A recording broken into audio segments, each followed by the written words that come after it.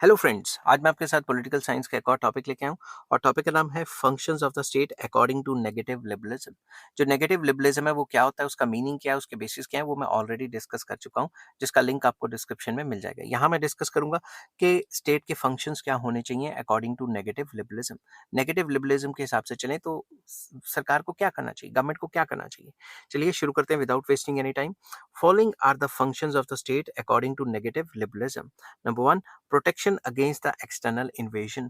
बाहर से कोई हमला हो तो अपने कंट्री को बचाना, ये स्टेट का काम है। ठीक है। In order to maintain its existence the state should protect its external sovereignty. अगर जो स्टेट है उसको जिंदा रहना है तो जो स्टेट है उसको एक्सटर्नल सॉवरेनिटी मेंटेन करनी पड़ेगी, प्रोटेक्ट करनी पड़ेगी।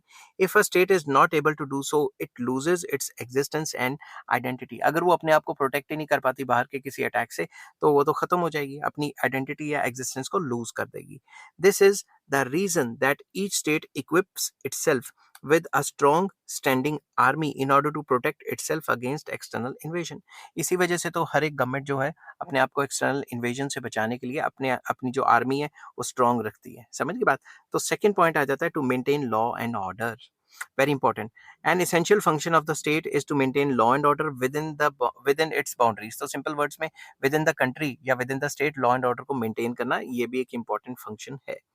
In order to achieve this objective, the government of the state makes adequate arrangements to curb the acts of the criminals, to punish violators of law and protect the life and property of the citizens। तो इसलिए government rules regulations बनाती है और arrangements करती है कि जो criminal activities हैं उनको दबाया जाए और जो इंडिविजुअल की लाइफ एंड प्रॉपर्टी है उसको प्रोटेक्ट किया जाए। थर्ड पॉइंट जो नेगेटिव लिबरलिज्म के अंडर जो स्टेट का फंक्शन होना चाहिए वो है protection of life and property. Another essential duty of the state is to protect या is the protection of life and property of its citizens. ये तो काफी इंपॉर्टेंट है। ठीक है। Aristotle is of the opinion that state has come into existence for the sake of the life. Aristotle का ये मानना था कि भाई जो गवर्नमेंट है या जो स्टेट है वो एग्जिस्ट ही क्यों करती है, ताकि वो लोगों की जिंदगियां बचा सके, क्योस ना फैलाओ कि कोई किसी को मार रहा है, कोई किसी को मार रहा है। ठीक है। If the life of the individual is not secure, he will live out of all his life trying to preserve it, and thus he will not be able to make any progress throughout his entire span of life। अगर उसकी life ही danger में तो अपनी life को बचाने में ही पूरा जोर लगा दिया करेगा और कोई काम कर ही नहीं पाएगा। ठीक है ना, समझ के बात। तो पूरा जोर उसका अपनी लाइफ को बचाने में ही लगा रहेगा, क्योंकि सिक्योरिटी ऑफ लाइफ तो हो नहीं पाएगी। Thus, it is the first and foremost duty of the state. Thus, it is the first and foremost duty of the state to protect the life and property of the individuals। जो भी individuals हैं या citizens हैं उनकी life को protect करना काफी important duty है। Next, to maintain diplomatic relations with other states. जो बाकी स्टेट्स हैं उनसे डिप्लोमेटिक रिलेशंस बना के रखना, ना कि लड़ाइयाँ करना। No state can live in isolation. कोई भी स्टेट खुद ब खुद अकेले में नहीं जी सकती। नॉर्थ कोरिया पता नहीं कैसे कर रहा है, वो जानता है। Therefore, each state has to establish diplomatic relations with other state। हर एक स्टेट को दूसरी स्टेट से डिप्लोमेटिक रिलेशन बनाने पड़ेंगे। In contemporary world, we find that each state exports its surplus commodities and in return imports certain commodities from other states according to its needs. हमें ये पता है कि आजकल के टाइम पे हर एक स्टेट जो है जो फालतू माल बनाती है वो दूसरे को बेच देती है, और जो हमारी कंट्री में कमी है वो हम बाहर से मंगवा लेते हैं। The maintenance of diplomatic relations among various states is essential for the sake of international peace। International peace को बचाने के लिए अच्छा होगा कि हम डिप्लोमेटिक रिलेशंस बना के रखें हर एक कंट्री के साथ। With this objective, each state accredits its ambassadors in the foreign countries and receives envoys and ambassadors from other states। तो हर एक कंट्री में दूसरे कंट्रीज के एम्बेसडर्स भी होते हैं और एक कंट्री अपने एम्बेसडर्स एंड एनवीज को दूसरे कंट्री में भी भेजती है ताकि डिप्लोमेटिक रिलेशंस अच्छे बने रहें। Each state enters into treaties of friendship, peace, and cooperation with states with a view to serve its national interests। तो हर एक स्टेट ये चाहती है कि फ्रेंडशिप बनी रहे और ट्रीटीज साइन करती है, पीस की, कॉपरेशन की, एटसेट्रा एटसेट्रा, ट्रेड की भी कर लेती है, ताकि कंट्रीज में अच्छे तरीके से फ्रेंडशिप रहे, ताकि एक दूसरे की मदद कर सके, ना कि लड़ाइयाँ करें। समझ की बात। नेक्स्ट आ जाता है judicial administration. Very important point.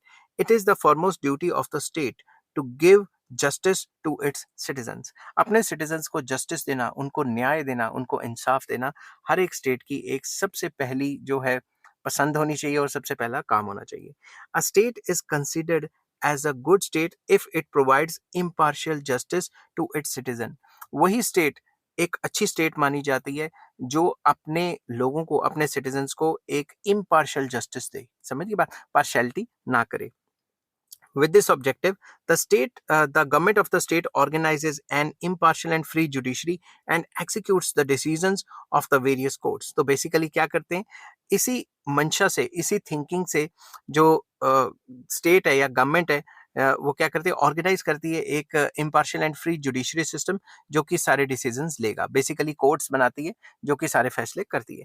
If this essential function is not performed by the state, people would resort to non-judicial and violent means to resolve their disputes. अगर कोर्ट्स वगैरह नहीं बनाएगी सरकार जो इम्पार्शियल जस्टिस देंगे, तो लोग अपना इंसाफ का फैसला खुद लड़ने चले जाएंगे, खुद लड़ाइयाँ होती रहेंगी, मारकाट होती रहेगी। समझ की बात।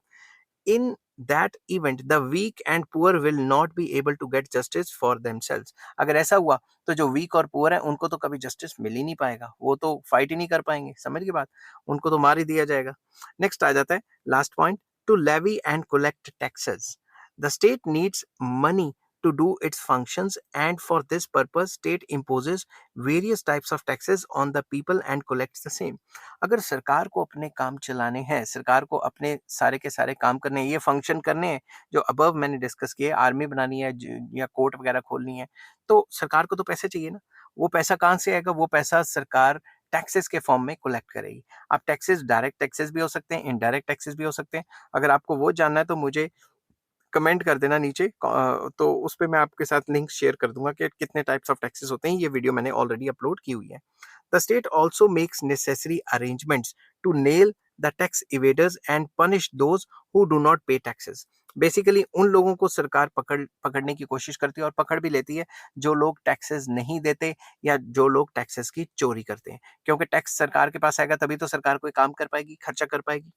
The money collected through taxes is spent on different projects initiated by the state.